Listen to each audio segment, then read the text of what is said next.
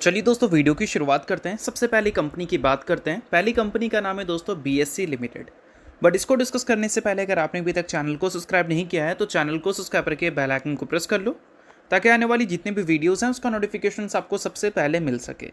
और एक डिस्क्लेमर भी है, जो भी न्यूज़ एंड अपडेट्स हम लोग कवर करेंगे वो सारी एजुकेशन पर्पज़ के लिए है, सीखने के लिए है, तो इसको किसी भी तरह का इन्वेस्टमेंट एडवाइस मत समझना। आप खुद से भी रिसर्च और एनालिसिस कर सकते हैं। तो चलिए दोस्तों वीडियो की शुरुआत करते हैं। सबसे पहले बात करते हैं बीएससी से रिलेटेड कुछ इंपॉर्टेंट न्यूज़ एंड अपडेट्स के बारे में। दोस्तों बीएससी की बात करें तो इस कंपनी से रिलेटेड एक ऐसी न्यूज़ निकल कर आ रही है जिसको देखकर आप नो डाउट चौंकने वाले हैं, क्योंकि अभी हाल ही में एक न्यूज़ हमें देखने को मिला था बीएससी से रिलेटेड जिसको देखकर हर कोई खुश था। जो भी बीएससी का शेयर होल्डर था वो खुश था, क्योंकि बीएससी ने पहली बार एफएनओ के टर्नओवर की अगर हम बात करें तो उसमें एनएससी को बीट कर दी थी अप्रैल 2026 में, और साथ में 55.4% का मार्केट शेयर भी इन्होंने कैप्चर कर लिया था। और इस वजह से बीएससी का share all time high hit भी करता हुआ दिखा था। और अभी बीएससी को 52 वीक हाई से देखोगे तो 12% नीचे है, या फिर बोल सकते हो ऑल टाइम हाई से भी 12% नीचे है। तो ये जो बैक टू बैक सेशन में बीएससी में गिरावट दिख रहा है ना, ये गिरावट ऐसे वैसे रीज़न से नहीं हो रहा है। इस गिरावट के पीछे का एक पुख्ता रीज़न है जिसको देखकर आप नो डाउट चौंकने ही वाले हैं। अब दोस्तों वीडियो में आगे बढ़ने से पहले बात कर लेते हैं सेबी रजिस्टर्ड टेलीग्राम चैनल के बारे में, जिसको आप ज्वाइन कर लो। लिंक इसका डिस्क्रिप्शन में दिख जाएगा। ज्वाइन करने का सबसे बड़ा बेनिफिट ये है कि जिस हिसाब से मार्केट में अप्स एंड डाउन दिख रहा है, ऐसे टाइम पे हर दूसरी कंपनी के एनालिसिस बहुत ज़्यादा इंपॉर्टेंट है। तो यहाँ पर आपको सभी कंपनी के टेक्निकल्स को एनालिसिस कर अपडेट होता हुआ देखने को मिल जाता है, जो कि हर किसी के लिए काफ़ी ज़्यादा यूज़फुल है। और इसके लिए आप चैनल को ज्वाइन कर फ्री में आप चेकआउट भी कर सकते हैं इन कंपनी के प्रॉपर टेक्निकल्स, जिससे आपको आइडिया लगेगा कि अभी इन कंपनी में क्या चल रहा है। तो without wasting any time link description में है, लिंक की तरफ जाकर चैनल को फ्री में ज्वाइन कर लो। देखो मैंने डेरिवेटिव टर्नओवर बीएससी का ओपन कर रखा है, और इसमें अगर आप जून के महीने के टर्नओवर्स को देखोगे तो टोटल टर्नओवर इतना आपको मेंशन देखने को मिलेगा, और एवरेज डेली टर्नओवर अगर आप देखोगे तो 198 लाख करोड़ का दिखेगा। 18 ट्रेडिंग सेशन ही हमें देखने को मिली है अभी तक जून के महीनों में। आज के दिन का जोड़ दोगे तो 19 है, बट लास्ट ट्रेडिंग डे तक का ये डेटा मेंशन है।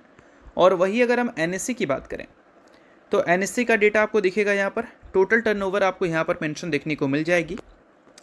और अगर हम बात करें एवरेज डेली टर्नओवर के बारे में तो वो हमें 260 लाख करोड़ का दिखेगा, ठीक है।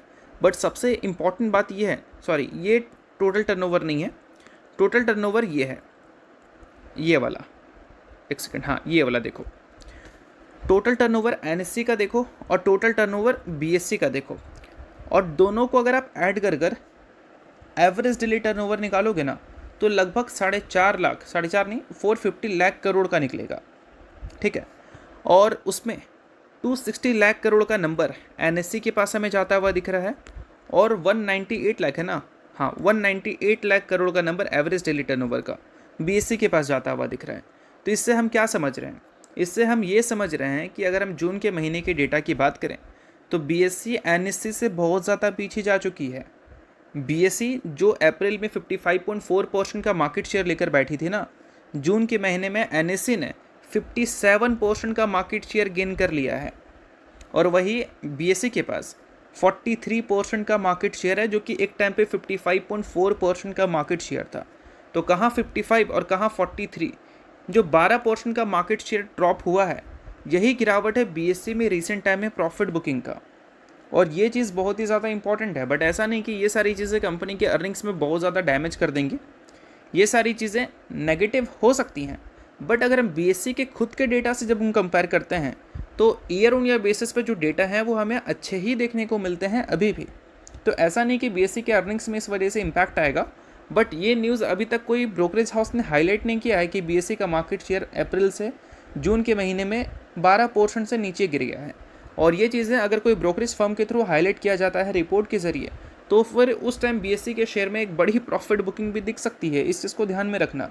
अभी तक किसी ब्रोकरेज हाउस ने पब्लिश नहीं किया, इस वजह से लोगों का नज़र इस पर गया नहीं है। जब आएगा तब आप ऑब्वियस सी बात है उसको देखकर रिएक्ट होते हुए देखेंगे बीएससी के शेयर को। और साथ में आपको एक और बात पता होना चाहिए, बीएससी और एनएससी दोनों की जब हम बात कर रहे हैं वो एफएनओ टर्नओवर्स की बात कर रहे हैं।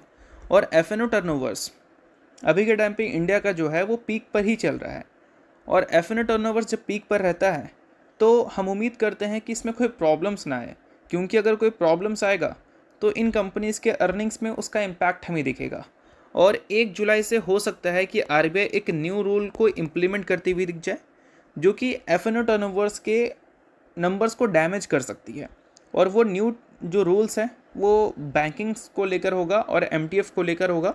एमटीएफ फैसिलिटीज़ जो ब्रोकर आपको प्रोवाइड करते हैं वो फैसिलिटीज़ अब पहले जैसी नहीं मिल पाएंगी, मार्जिन्स लो हो जाएगा और जो कैपिटल मिला करता था वो कैपिटल के लिए ज़्यादा पैसे भी अब जमा करने होंगे। तो इस वजह से प्रॉप ट्रेडिंग का जो मार्केट है उसमें एक इम्पैक्ट आ सकता है। और प्रॉप ट्रेडिंग एफ.एन.ओ टर्नओवर्स के टोटल नंबर को अगर आप देखोगे उसमें 40 से 50% का कॉन्ट्रीब्यूशन वो प्ले करता है। तो वो 40 से 50% का जो नंबर है वो प्रॉब्लम में आ सकता है आरबीआई के न्यू रूल्स की वजह से। तो अभी बीएससी में क्या है कि प्रॉपर एनालिसिस की ज़रूरत है। अगर आप प्रॉपर एनालिसिस नहीं करोगे तो अच्छी खासी प्रॉब्लम्स आपको हो सकती है। देखो मैं फिर से बोल रहा हूँ, कंपनी बुरी नहीं है, बट हर कंपनी का एक फेज़ आता है ना जहाँ पर वो कंपनी में प्रॉफिट बुकिंग होती है। रिलायंस इतनी बड़ी कंपनी है, 2026 में कितना खराब परफॉर्म की है। इन्फोसिस टीसीएस इतनी बड़ी कंपनी है बट 2026 में खराब परफॉर्म की है ना। वही बात है कि जब कोई कंपनी का ख़राब फेस आता है तो उस चीज़ को इग्नोर कभी भी नहीं करना चाहिए, उस चीज़ को प्रॉपर एनालिसिस करके समझना चाहिए। तो ये चीज़ें मैं आपको समझा रहा हूँ, बाकी कोई रिकमेंडेशन नहीं है। और अगर आपने अभी तक सेबी रजिस्टर्ड टेलीग्राम चैनल को ज्वाइन नहीं किया है तो उसको जाकर आप ज़रूर ज्वाइन कर लो। अगर आपको बीएससी के टेक्निकल्स को प्रॉपर एनालिसिस के साथ देखना है तो आज मैं वहाँ पर अपडेट करवा दूंगा सेबी रजिस्टर्ड रिसर्च एनालिस्ट के द्वारा। उसको देखकर आप समझ सकते हैं कि आने वाले कल में बीएससी से क्या एक्सपेक्ट किया जा सकता है। तो लिंक डिस्क्रिप्शन में है, लिंक के थ्रू जाकर चैनल को बिल्कुल फ्री में ज्वाइन कर लो ताकि बीएससी के टेक्निकल्स को आप अच्छी तरह से देखकर समझ पाओ। ठीक है, अब बात कर लेते हैं अगली कंपनी के बारे में। तो अगली कंपनी है दोस्तों आईआरएफसी यानी कि Indian railway finance corporation limited. IRFC की बात करें तो कल के दिन आईआरएफसी का शेयर अच्छा परफॉर्म नहीं किया था। रीज़न था दोस्तों ओएफएस। लास्ट ट्रेडिंग डे लगभग 5% की गिरावट हमें आईआरएफसी में देखने को मिली थी। ओएफएस की न्यूज़ चल रहा था कोचिंग शिपयार्ड में, बट ऑफिशियल खबर आ गई आईआरएफसी में।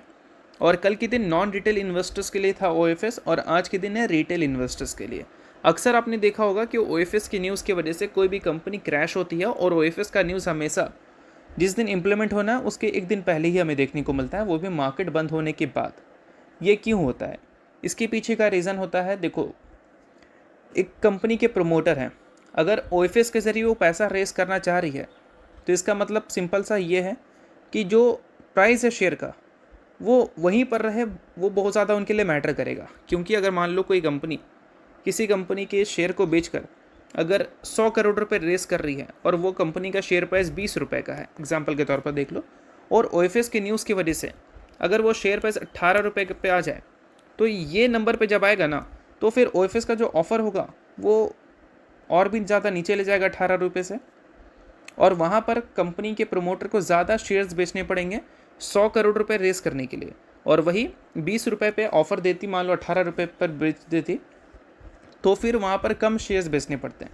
तो इस वजह से ओएफएस की न्यूज़ बहुत पहले नहीं आता है, हमेशा ये सारी चीज़ें जिस ट्रेडिंग सेशन में होनी है उससे एक दिन पहले आता है, वो भी उस ट्रेडिंग सेशन का बंद होने के बाद।